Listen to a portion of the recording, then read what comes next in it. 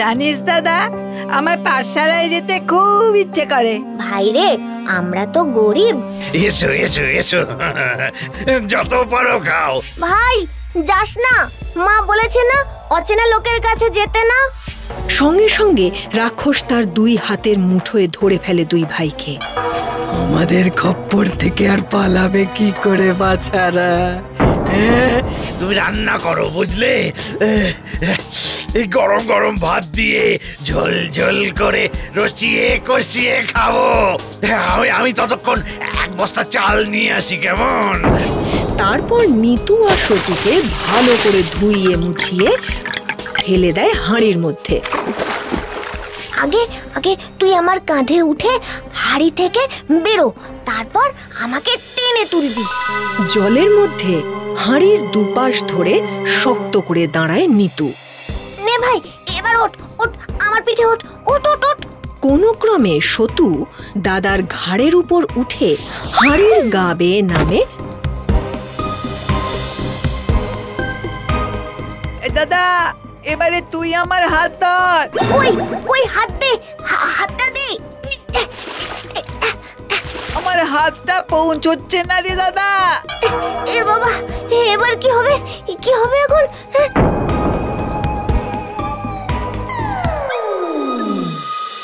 দাঁড়া দাঁড়া দাদা, দাঁড়া, একটা উপায় আছে।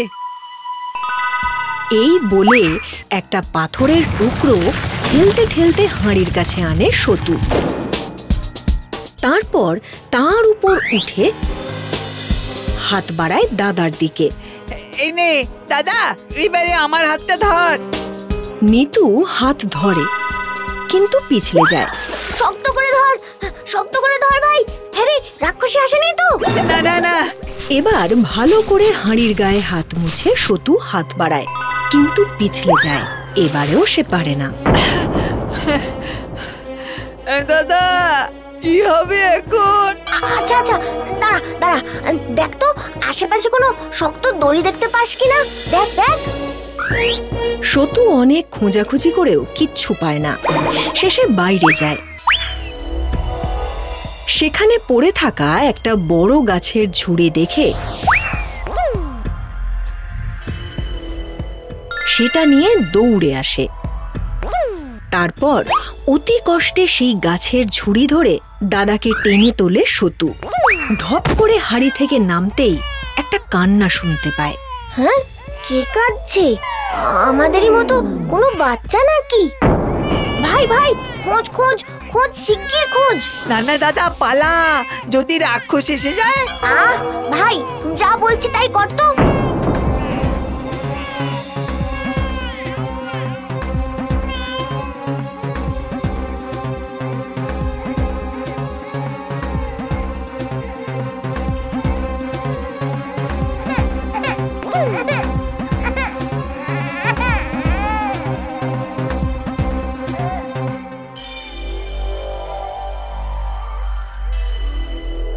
নিতু আর সতু দুজনেই খুঁজতে গিয়ে দেখে ঘরের কোণে দুটি রাক্ষস শিশু শুয়ে রয়েছে।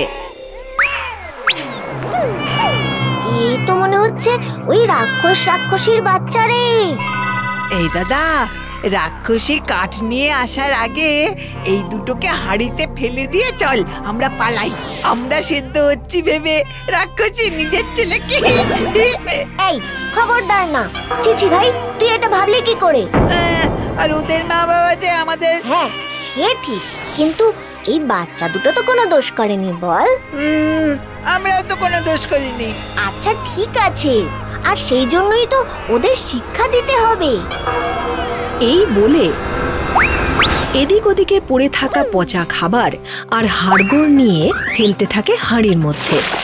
দাদার দেখা দেখি সতু একই কাজ করে। হঠাৎ দূর থেকে রাক্ষসীর আসার শব্দ শোনা যায়। এই দাদা, রাক্ষসরা আসছে। নিতু বাচ্চা দুটোকে তুলে চল চল চল চল, লুকিয়ে পড়ি, চল চল চল চল। এই বলে দুজনে লুকিয়ে পড়ে।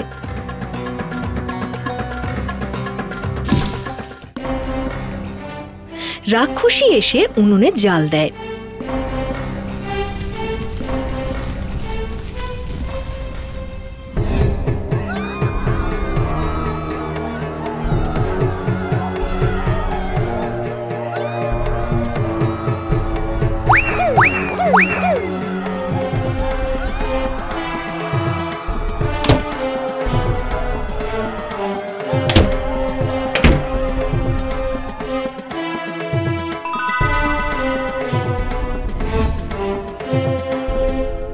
জল ফুটতে থাকে টকবক করে। তারপর রাক্ষসী হাঁড়িতে মশলা ছড়ায়। হাঁড়ির সুবাস চারদিকে ছড়িয়ে পড়ে। রাক্ষস চাল নিয়ে ঢোকে ও গন্ধ পেয়ে বলে, আহা, কি গন্ধ রাক্ষসী, তোমার হাতের রান্না। এবার রাক্ষসদের শুনিয়ে শুনিয়ে থামের আড়াল থেকে নিতু বলে ওঠে, দেখ রে ভাই দেখ, রাক্ষসদের কারবার, নিজের ছেলে হাঁড়িতে খাবে বলে কি উল্লাস। এই এই কে বললো কথা? আমরা গো জেঠু, আমরা, এই যে তোমার ভাইপোরা। তবে রে ছুচো পাজি, রাক্ষসদের সঙ্গে মশকরা। এই বলে একটা বড় কাঠের গুঁড়ি নিয়ে তেড়ে আসে রাক্ষস। ওদিকে রাক্ষসী দৌড়ে যায় তার সন্তানদের কাছে। তাদের দেখতে না পেয়ে সে চিৎকার করে ওঠে, ওগো থামো থামো, আমার ছেলেরা এখানে ঘুমোচ্ছিল। ওরা যে নেই, তবে কি হাঁড়িতে?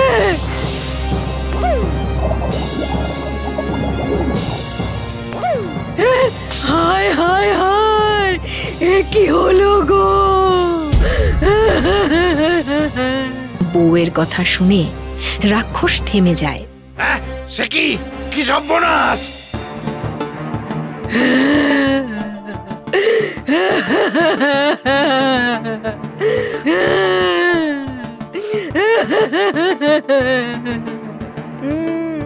একেই বলে যেমন কর্ম তেমন ফল।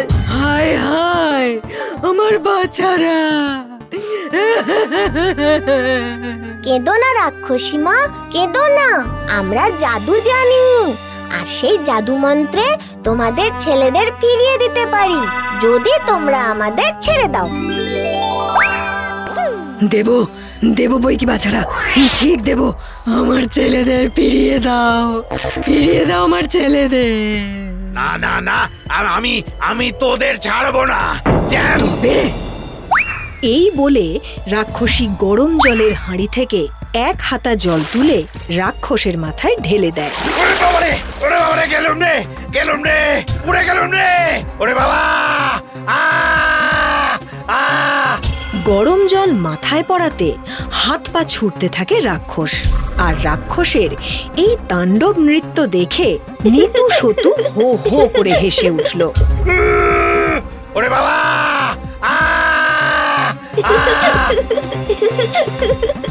বাছারা, বুড়ো রাক্ষস যাই বলুক, তোমরা আমার বাচ্চাদের ফিরিয়ে দাও। তোমরা যা চাইবে তাই পাবে, আমি তোমাদের তাই দেব। বেশ, তাহলে কথা দাও যে আমাদের বাড়ি পৌঁছে দেবে, আর মানুষ ধরে খাওয়ার লোভ তোমরা ছেড়ে দেবে। দেব। যদি না দাও তাহলে কিন্তু জাদু মন্ত্রে আমরা তোমাদেরও মেরে ফেলতে পারি, মনে রেখো। শোনো বাছারা, আমি মা হয়ে তোমাদের কথা দিচ্ছি, তোমাদের কেউ কোনো ক্ষতি করতে পারবে না। আর আমরা রাক্ষসরা কখনো কথার খেলাপ করি না। হ্যাঁ, আমি তোমাদের জেঠুর মতো, জেঠিমা যা বলছে তাই হবে। বেশ, তোমরা এবার একটু বাইরে যাও তো, বাইরে যাও। নিতুর কথা মতো রাক্ষসী বাইরে যেতেই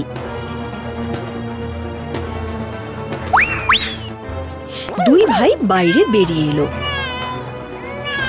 রাক্ষস ও রাক্ষসী দৌড়ে আসে।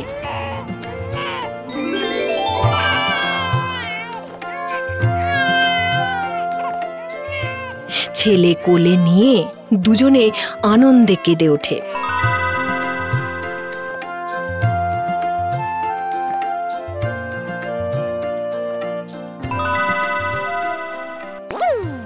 এরপর রাক্ষসী 2 থলি মোহর দুই ভাইয়ের হাতে দিয়ে রাক্ষসকে বলে, যাও ওদের বাড়ি দিয়ে এসো, হয়তো ছেলেদের না খুঁজে পেয়ে ওদের বাবা মাও আমাদের মতোই কাঁদছে, যাও।